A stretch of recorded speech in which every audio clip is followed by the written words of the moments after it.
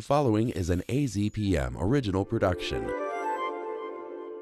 From the radio studios of AZPM, welcome to the latest edition of The Press Room. I'm Steve Goldstein. Coming up, as the school year gets underway, we'll focus on education. How are schools and teachers dealing with federal cuts? How important is education after high school? And how are state universities driving innovation? Guests from the Arizona Education Association, the Arizona Board of Regents, and the Helios Foundation join me next on The Press Room.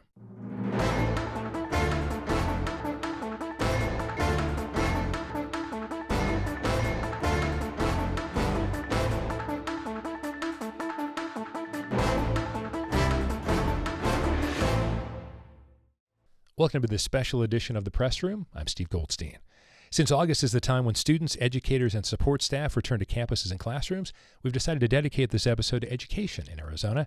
I'll be talking with a member of the Arizona Board of Regents and a leader of a vital educational foundation later, but I'm joined first by Marisol Garcia. She is president of the Arizona Education Association, the union for the state's public school educators. Marisol, welcome to The Press Room. Thank you for joining me. Thank you so much. So how do you assess the current condition of Arizona's K-12 public schools right now? I'm almost asking, if you were to give a state of education speech, what would it sound like? It would sound like, hold on, guys, it's going to get even bumpier. Okay. We really are living in a world of instability, but we're going to get through this.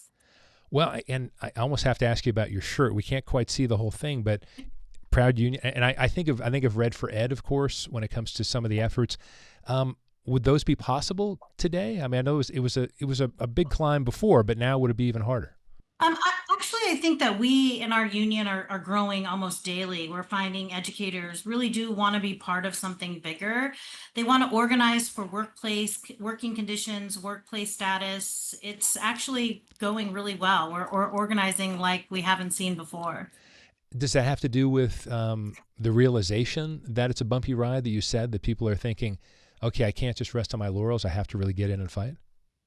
Yeah, I mean, I think the first reason I can think of is that educators who, went into this profession knowing that they were going to take on a lot more than expected. We enter this profession hoping to change kids' lives and really open up opportunities. So if that means that we have to get involved in policy and at least lend our voices to ensure policy is good, a lot more of our members, younger members particular, want to get involved in that.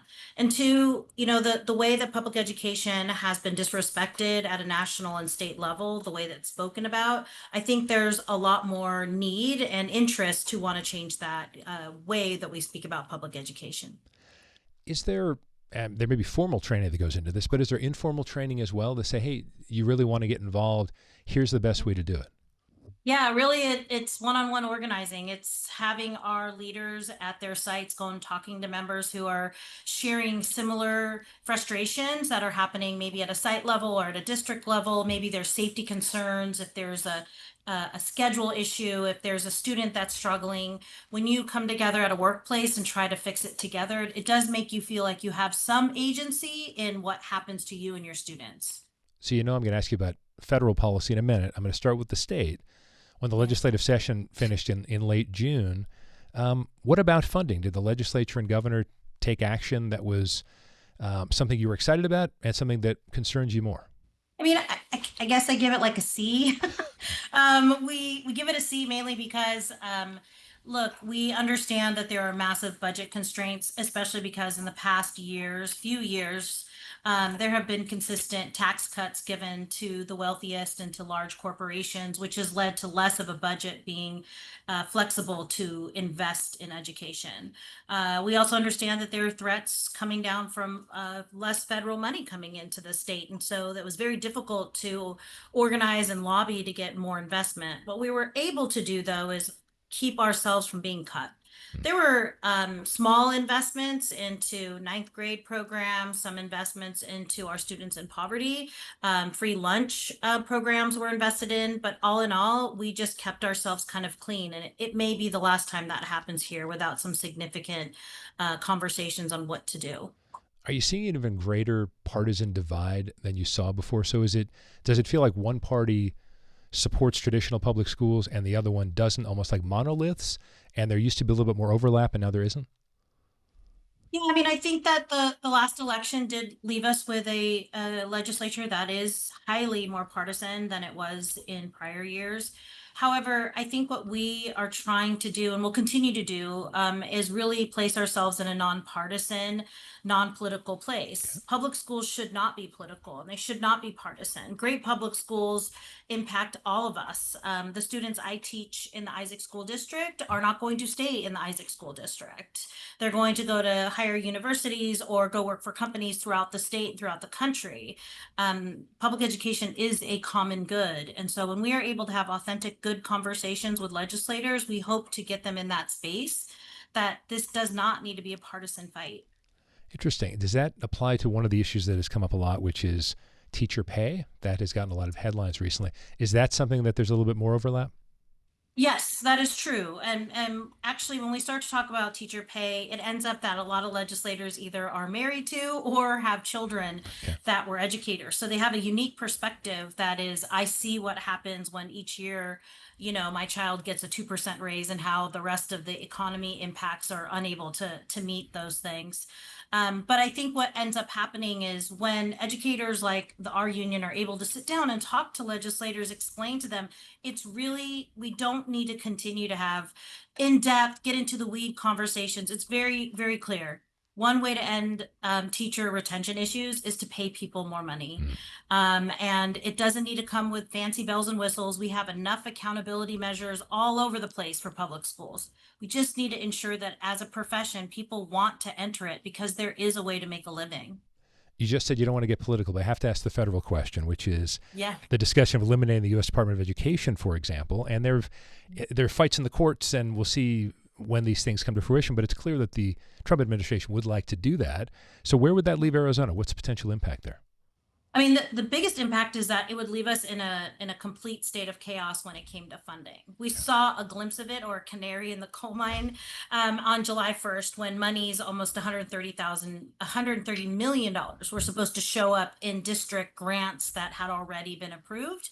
When the federal government decided to put a hold on it or freeze it, we saw mass chaos across the state. Districts trying to figure out how are we going to reallocate, how we're going to restructure, do we dip into our savings account, many of which didn't know what it was, if this was going to last more than a year. So we already got a taste of what it could look like. I don't really know what the end game for dissolving the federal level involvement is with our state. And I do hope, though, that we can have real conversations about the funding that is needed to keep Arizona schools healthy. Marisol, let's end on a positive note. If I could ask you what you're most proud of with Arizona's K-12 school system, what would it be? I think it would be the fact that the educators that have lived through, not just prior to the disinvestment here in Arizona, but when we were actually investing and thriving, many of those educators are fully committed to staying in this profession. And it's because they see the outcomes. I go to grocery stores and see my former students working there or with their kids in their grocery carts.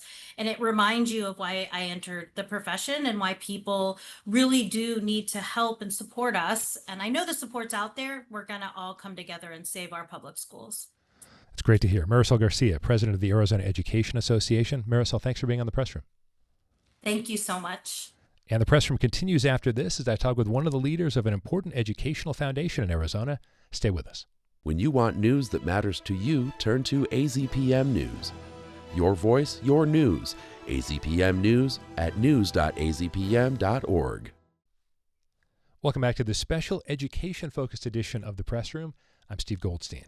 My next guest is Janice Palmer. She is the Senior Vice President for Government Affairs and Public Policy for the Helios Foundation. Janice, good to talk with you again. How are you? Fantastic. Thank you, Steve. It's good to see you again. So let's talk about assessing the value of education after high school. There's such a focus, which makes sense, on K-12, but when it comes to universities, community colleges, or trade schools, what should we be thinking about there? Yeah, we just finished up a study, Billions to Gain research, in March of 2023 that showed pursuing any kind of education beyond high school. It doesn't matter if it's college, community college, or trade school, that what we really see is the benefit not only is to the individual, where they can earn nearly 3 times the amount that a high school graduate can earn, but the benefits to the entire state are huge. if we just saw a 20% increase in college enrollment, the state of Arizona would see a $5 billion increase in the lifetime earnings of those individuals. And so you can imagine we could really transform what the state looks like, not only for individuals, but for the community at large. Are we making more progress when it comes to that? Because obviously what you said there makes tremendous sense. Are we feeling the momentum heading toward that direction? I think we are seeing momentum, right? I mean, when we look at TSMC, that is relocating their fab over in the West Valley, right? Those are the pipeline issues. We're going to need folks from every different aspect, right? Maricopa Community Colleges are working on their associate's degree to move on into the workforce. We have universities, what they're doing in healthcare in order to make sure that we are competitive into the workforce. Those are great paying jobs. And then we also see what we need to do in the pipeline, right? We need to make sure that kids that are starting school today are going to be prepared for the workforce of tomorrow. And that means being educated to the point of going into community college, university, or into trade school. Well, it makes me want to ask you about dual enrollment then. So in order for students to do even better when they get to a university or college or whatever higher education they choose, first of all, just explain to folks what dual enrollment is, just in case they don't know, and how important is that to get kids and students started in that direction in high school? Oh my gosh, dual enroll is one of my favorite things. So thank you for asking, Steve. Is that basically what you're doing in high school is taking a college level course, and you're receiving not only high school credit, but you're also receiving college credit. So many of our students, they may, have either grown up in a family or not necessarily seen college in their future. And the opportunity in high school to take that course in, in English and math and pass that at a college level in high school, all of a sudden now the conversation about whether you're college ready or college material goes away. You did it. And so what we have seen is that any student that enrolls in these courses are more than twice as likely to attend college. But even more than that, we also see the benefits for debt reduction. If you can already start with certain credits within your portfolio, that's going to be less student loans, less student debt that you have. But also what we see is it makes a profound difference for equity to ensure that all students have the ability to go on to post-secondary. So that relevancy, that self-esteem and motivation for students to feel like they are ready for that next step. And then the outcome is you'll get finished with community college or university faster. Janice, who helps to make the dual enrollment happen? Is this a relationship, districts and universities? How does all that start? So the vast majority of dual enrollment is a partnership between districts and community colleges. And there's usually an intergovernmental agreement that makes that happen. But I will tell you, our universities have that as well. Arizona State University also provides dual enrollment opportunities. And I think we'll see that expand. And really the issue is, and Marisol was talking earlier, is really making sure we have the teaching profession to be to have the credentials to teach that college level course in a high school setting. So there's been a lot of legislation, and we've also provided investments to organizations to incentivize teachers that may already be in the profession but don't have that certification to be a college level instructor, or for other folks to enter the field that may not have thought of dual enrollment as one of their opportunities, making sure that we have the teachers necessary for students to take advantage of the courses being offered. This next question may apply more to some of those students who are not doing dual enrollment. Maybe they're not taking that step, and that is chronic absenteeism. I know Helios did a study on that recently. And was that created by the pandemic and just never changed, or is that something that was there? And are we seeing chronic absenteeism more among certain folks, certain backgrounds, or again, how much of it came from what some would describe as the chaos of the pandemic? Yeah, so we embarked on the research of chronic absenteeism really, with COVID and trying to see what the impact is. And what we found is that the rates in Arizona doubled during COVID-19. So I want to be clear that it was definitely a COVID phenomenon, but we still had a chronic absentee problem before this. Okay. It's just exacerbated. And so what we saw is there are about 14% of students that were chronically absent. And just to be clear, chronically absent is missing 10% or more of the school year. So about 18 days. We have a 180-day school year in Arizona, so 18 days. And what we saw that it peaked near 34%. So if you can imagine, 1 in 3 students is missing more than 18 days of school. These are the times that students are making the habits of coming to school, the importance of education. And then those are going to be the students later on in the workforce that we're going to want to make sure that are showing up to their careers on time. And while we have seen a rebound, that we are seeing the extraordinary work that districts charters are doing in order to make sure students are in their classrooms, we still have a long way to go. And I would say on kind of the equity, if we're seeing certain students, we are seeing, interestingly, there is not necessarily chronic absenteeism is happening across different demographics, across economic demographics, racial demographics, gender demographics. But what we are seeing is the impact is really with our low income and historically marginalized students, because the higher income that still may be missing those days at school, they have the resources in order to make up that time, to have that wraparound services that other students may not be able to afford from home, that being in the classroom is absolutely critical for those students more than ever. Janice, I saved a massive question for the last, and we only have about a minute left, so forgive me for it, but you've been involved in Arizona education for such a long time. School Boards Association, creation of Prop 123. Can you narrow it down to the most significant change, trend you've seen in education in the years you've been involved in Arizona? You know, I really think that having education be the core foundational movement into the state, that is one of the biggest differences I've seen. You know, when I first started, education really was not a partisan issue. Every single person thought that education was the biggest priority. There was no question that we wanted to leave the next generation stronger than what we had. And it was really built on a public education system. I think over the years, we have bifurcated that system, which makes it more challenging to focus both our time and investment into those issues. So I think that's where the real opportunity goes back to the basics. Like, are we ensuring that kids are reading by 3rd grade? Are we ensuring that kids are hitting the milestones for math in 8th grade? Okay. Are folks post-secondary ready? I think going back to the basics and making sure that we have a state that is focused on that North Star is more important than ever. Terrific. To kind of cut through all of the noise of everything else that's happening. That was a big question, Janice. Sorry to cut you off there. Janice Palmer. I tried to do my best, yeah. You did terrific. Janice Palmer, Senior Vice President for Government Affairs and Public Policy for the Helios Foundation. Great to talk with you again. Thanks. Fantastic. Thank you, Steve.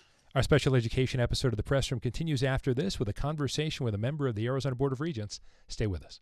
When you want news that matters to you, turn to AZPM News. Your voice, your news. AZPM News at news.azpm.org. Welcome back to the Press Room. I'm Steve Goldstein.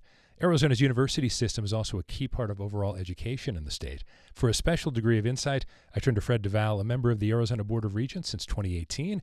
He was previously a regent from 2006 until 2012 as well. Fred, welcome to the Press Room. Thank you. Thank you. Good to be with you.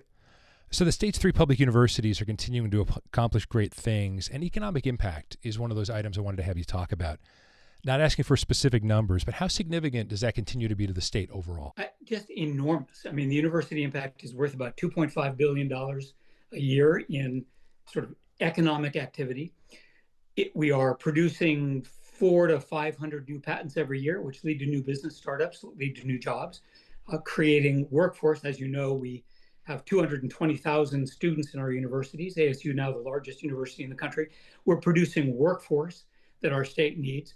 2 great examples, which is engineering, which is ASU has now become the biggest engineering school in the country and is largely a big component of driving the applied manufacturing success that we're having. And our new thrust into more doctors, nurses, medical practitioners, because we are badly behind in healthcare. And so our duty is to invent the future and to produce the workforce that can lead it. When you talk about healthcare, that I know that has a personal place in your heart and your family history.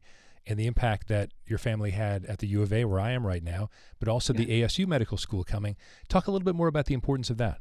Oh, I'm happy to. It is a source of pride. My father was brought here in 1964 to start the U of A Medical School in Tucson.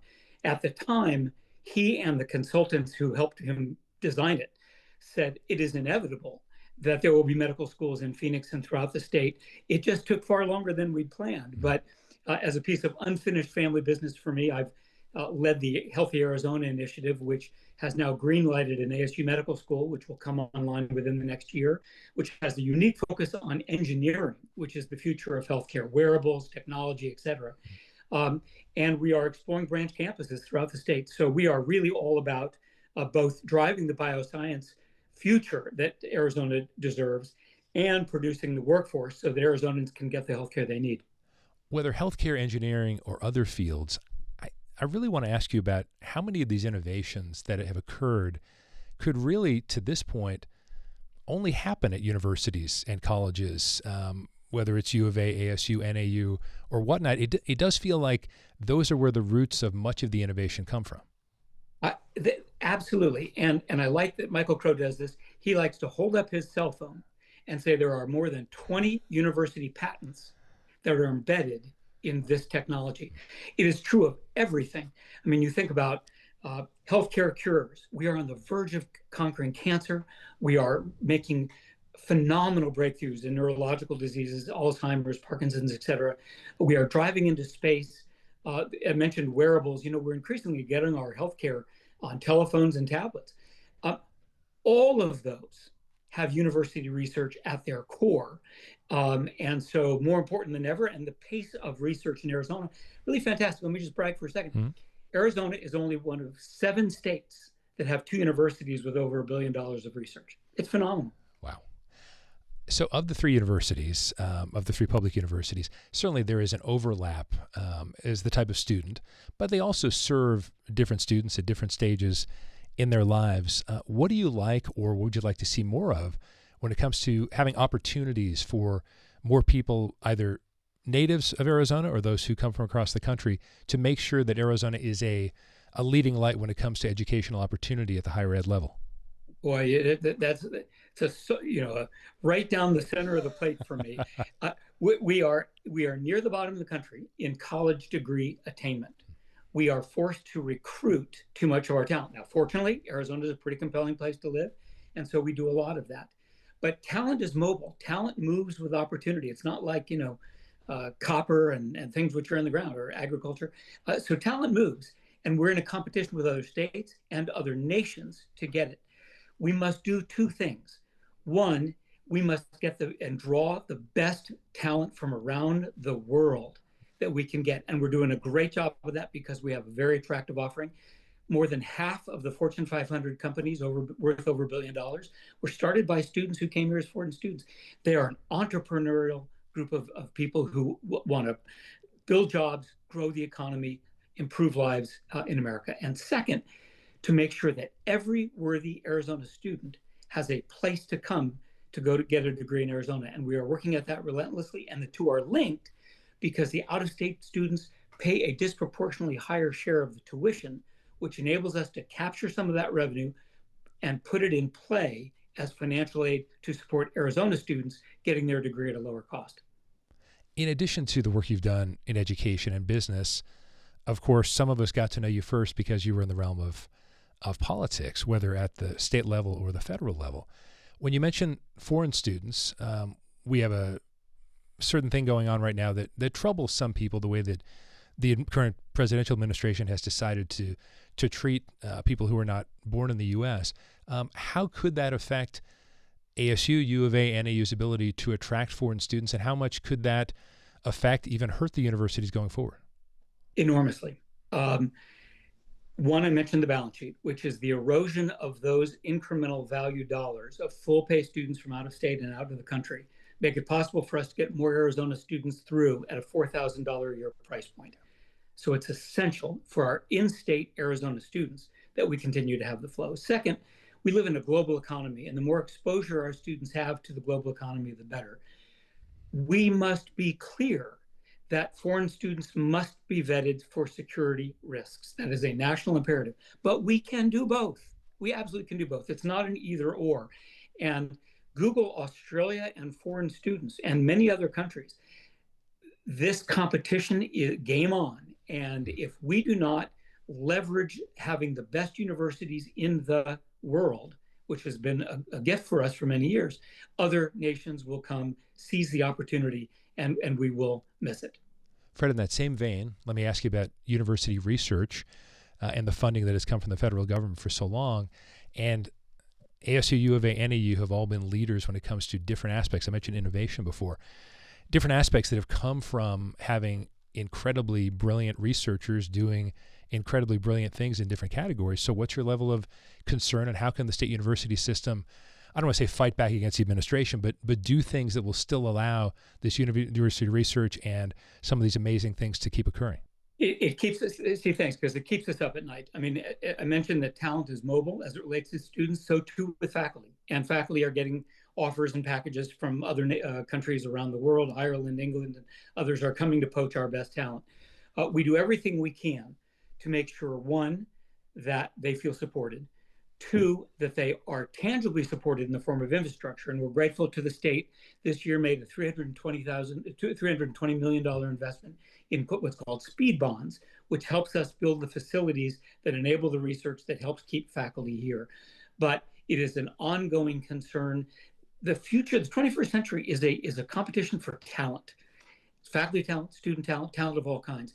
And Arizona has a very attractive offering, and we will rue the day that we do not take full advantage of being an attractive place for people to come work, stay, and invent, and lose that to other countries and states. Fred DuVal has been a member of the Arizona Board of Regents since 2018. He was previously a regent from 2006 to 2012. Fred, thanks so much for your insights today on The Press Room. We appreciate it. Thank you, Steve, as always. And that is all for this edition of The Press Room from AZPM. Please join us next week for our next edition. I'm Steve Goldstein.